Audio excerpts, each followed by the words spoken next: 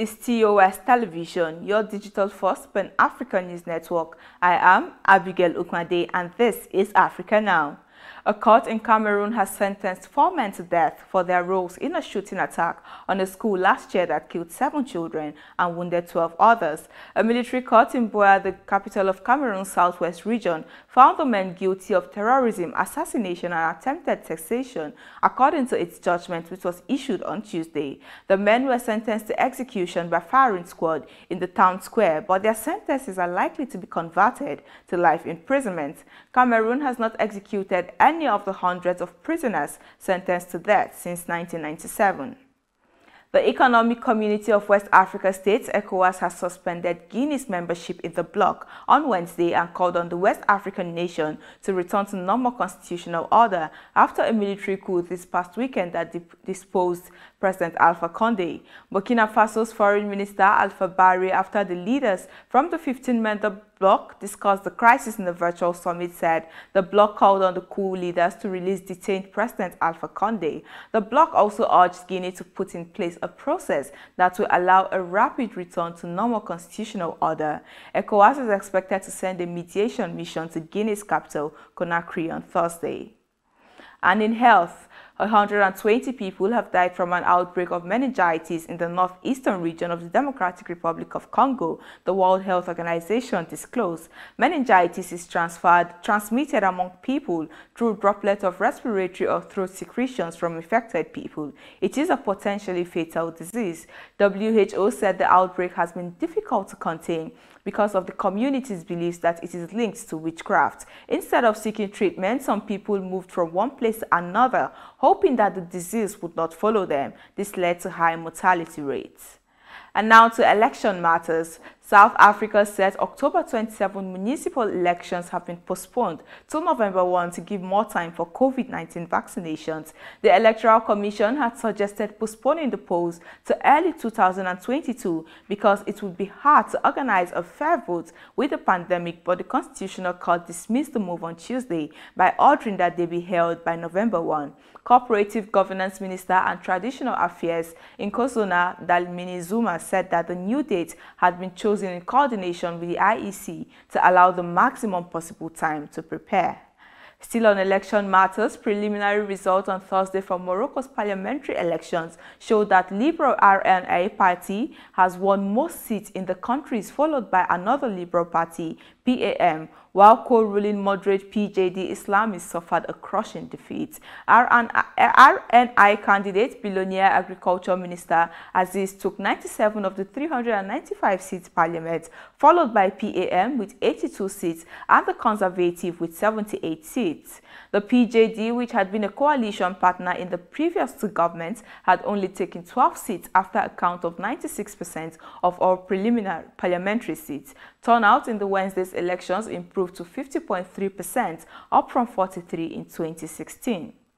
This is your digital-first Pan-African news network, TOS Television. You are watching Africa Now. Business stories coming your way after the break. To stay tuned.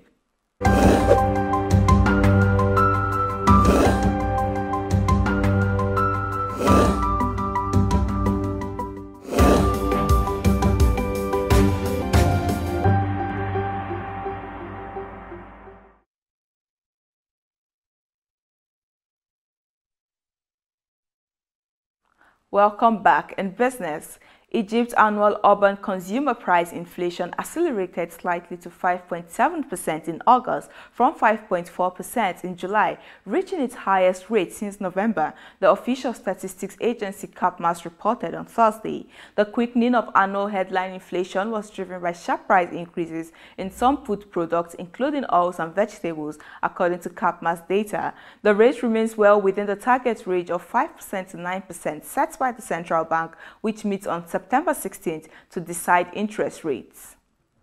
Still in business, Ghana's consumer price inflation was at 9.7% year-on-year in August, compared with 9% in the previous month, the West African Nation Statistics Service said on Wednesday.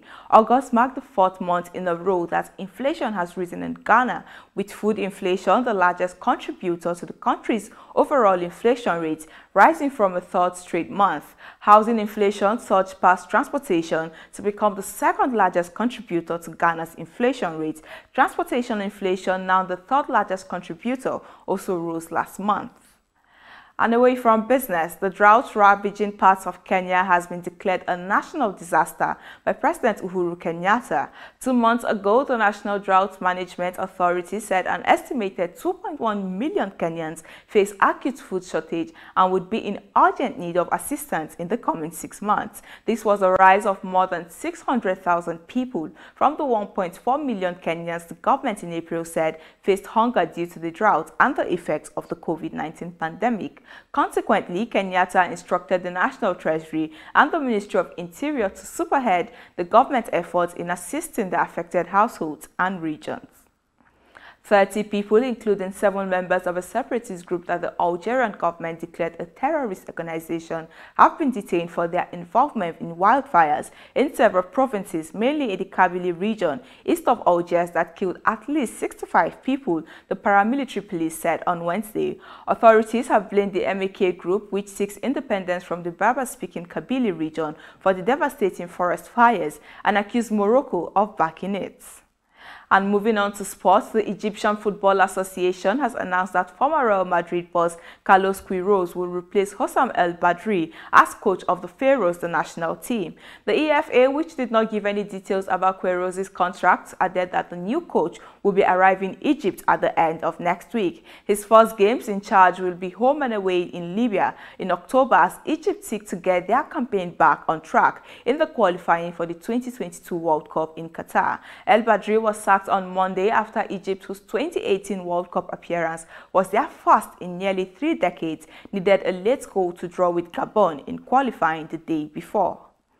And that is Africa Now. For more updates, to visit our website at www.tostvnetwork.com. Follow us and like our social media handles on Facebook, Twitter and Instagram. And remember to subscribe on YouTube to stay with us and enjoy more programs on TOS Television Network. I am Abigail Ukmade. Thanks for watching.